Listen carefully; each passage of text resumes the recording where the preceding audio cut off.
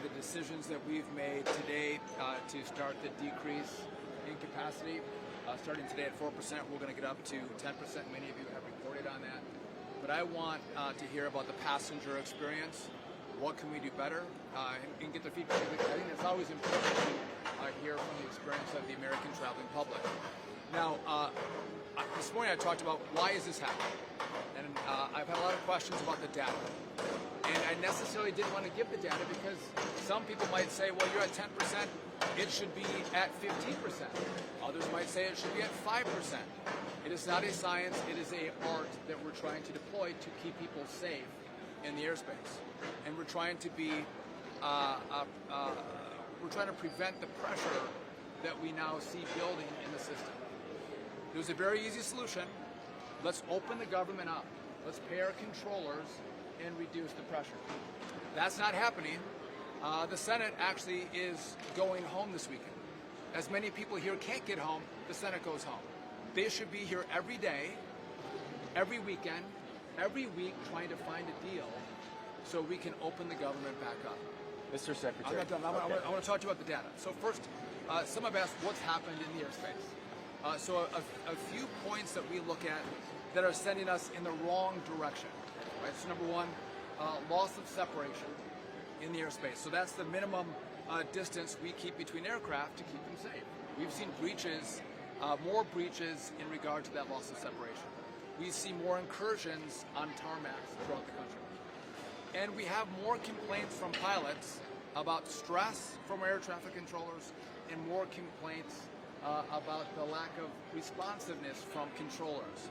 So that data is going in the wrong direction, not in the right direction, which made us make the decision we have to actually take additional measures to reduce the pressure in our system.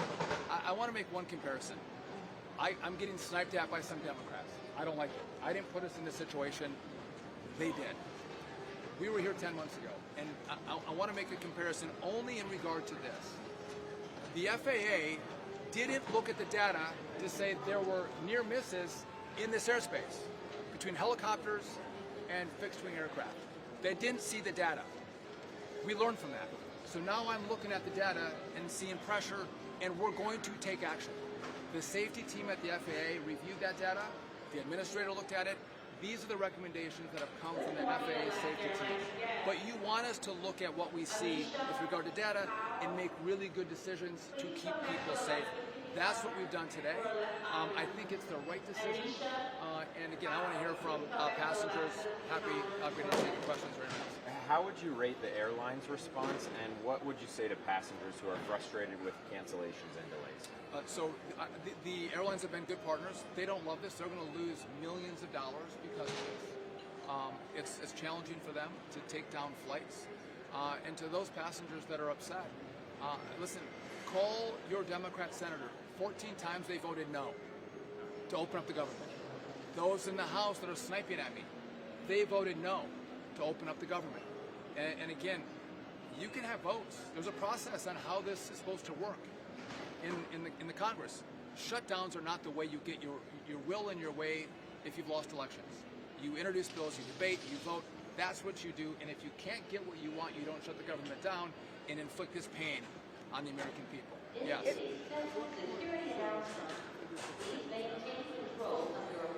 I'm sorry, what's that? So international flights are not going to be impacted, and there's a reason for that. I appreciate the question. We have international agreements that we abide by, and because of those international agreements, I'm not going to impact those international flights, and because if I do, what will happen is we have other countries that are waiting to have a breach of those contracts from the U.S. so they can cut down American flights, and that would have a very long-lasting impact on our ability to send travelers from the U.S. to those partner countries that have the when we spoke on Wednesday, we talked about 10% as the number. I asked you that you think about doing a lesser number. You guys ended up going to 4%. If 4% doesn't work today, could you increase it even more than 1% daily? Could you see it go up more? That's a great question. So we had talked about 10%. Yep. As I reviewed that with the safety team at the FAA, they said the safest way to do this is to get to 10%, to do a step approach. And do it, we're doing it at 4%, and And then as you see, 4 days later we do 2, 2 days later we do another 2, and then 2 days after that we're at 10%. They thought, from the safety team and the administrator, that was the best way to do this and the safest way to do this, which is why that's what we rolled out. Secretary. To 40 airports. Okay. So we're doing 10% on the 40 airports. That's where we saw the most pressure.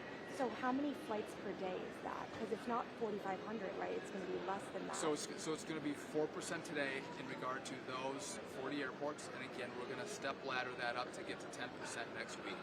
The exact number I can't give you, and I don't want to see the disruption. I don't want to see the delays. You know, there could be a benefit if I can get the controllers to come back to work. I asked the head of the Air Traffic Controller Union to reach out to his controllers, to ask them to show up. It is their jobs. If they start coming to work, we may have the same experience we had in Newark. We had delays and cancellations in Newark in the early summer. We reduced the capacity, and then the flights were on time. Right? We had less cancellations, less delays. It was the most on-time months we had in Newark ever. So that could be an outcome of what we're doing. And we'll see probably more people on less flights, which means less pressure on control. So have you spoken to the president today? Any expectations he has in the middle of this tense situation across the country? So I haven't talked to the president today, but I've talked to the president. I've talked to the White House. They're fully read in on what we're doing. And when I look to the safety team, the White House also looks to the safety team to help us make the right decisions, to do the best we can to keep people safe. But there's an easy answer. There's an easy answer. Open up the government. Stop this. And by the way, when I was in Congress, we had shutdowns. I stayed here for a month. I didn't fly home. I sat in my office, working on deals, working on solutions. Why are senators going home? If you can vote 14 times to keep the government shut down and create this gridlock in our airports, and you're going to go home, they should sit here. Like Americans sit in airports, they should sit in their offices. They should sit in the Senate and figure out how they're going to come up with a deal to open this back up and not use the American people as leverage. You have a question? Can you talk about the morale of the air traffic controllers right now? Obviously, long hours, coming to work, paid, what's the morale? So listen, you don't get paid. You're stressed about paying for your family. There is stress. You know, and we see that. They're not happy. You know what? Most of these men and women are great professionals. I've told you this, we don't have the best equipment, we do have the best controllers. And they work really hard, and they care deeply about keeping Americans safe through our airspace. And I'm grateful to them for that. But let's not lie about the pressure they're under. What's happened is a lot of the same controllers come to work every single day. We have that group, and we have another group that has a longer record of not showing up. And so the ones who do come to work, they're the ones that are working 6 days a week, 10 hours a day. And you can do that, all of you guys work big hours. You can do that for a couple weeks, but at one point you're going to get burned out. You're going to get burned out. And that's what we're seeing now. There's a higher level of fatigue with the controllers because they've been doing this for a long time as we've tried to mitigate the impact of the shutdown. But now when we see numbers go in the wrong direction, the data go in the wrong direction, we have to take preemptive action to meet our obligation. The first one is keep the airspace safe. That is the first job we have. And by the way, at DOT we do a lot of things. A lot of things. This is the most important. And that's why we're taking the action today. I'll do one more question. Even if the government does reopen next week, when could we start to see flights resume as normal? Could this spill into Thanksgiving and the holiday season? It's a great question. If the government opens on day one, will I see an immediate response from controllers? No, the union is telling me it's going to take time to get them all back in. Okay, I don't wish this was the circumstance in which I was dealing with. So I imagine as we see the data change and more controllers come to work, we are as quickly as possible going to take these restrictions away. That's the best approach. But we have to look at how many controllers come to work, and how long that takes after the government opens back up. And here's what's hard for us. It's not one tower. It's not one TRACON. It's not one community. One day it's LA. The next day it's DCA. Then it's New York, and then it's Orlando. It's not the same place every single day, but we do see these staffing triggers, which means more controllers calling in sick. And there's no rhyme or reason to it, which is why we are taking this action to reduce the pressure. And again, hopefully, what we're going to do today is going to make sure the airspace is safer than it was as we go through this shutdown. And so, my last message is I'm going to go talk to passengers. My message is enough. You've inflicted enough pain on the American people. What I hope those who vote to keep the government shut down will come to an airport and they should introduce themselves to the travelers and ask them if it's worth it. Is their delay worth it? Is their cancellation worth it? And I think the resounding answer to that will be no. And so open it up and go through the process that our founders set up for us.